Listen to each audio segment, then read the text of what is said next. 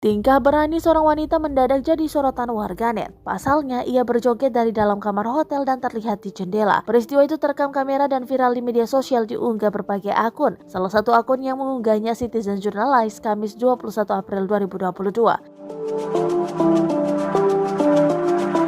Nampak dalam video, para pemuda sedang membangunkan sahur dengan cara bernyanyi di luar hotel. Lalu wanita tak diketahui identitasnya itu berjoget mengikuti alunan nyanyian para pemuda itu. Diduga, aksi wanita ini terjadi di salah satu hotel kawasan Subang, Jawa Barat. Wanita tersebut terlihat berjoget tanpa menggunakan sehelai kain apapun. Beredar video seorang wanita joget-joget tanpa pakaian saat beberapa pemuda bangunin sahur. Tulis caption di unggahan tersebut.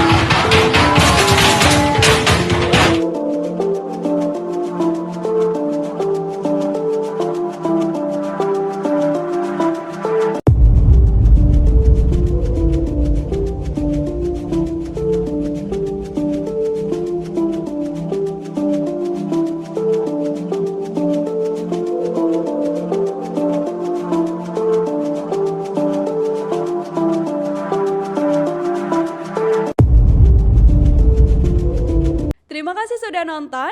Jangan lupa like, subscribe, dan share ya.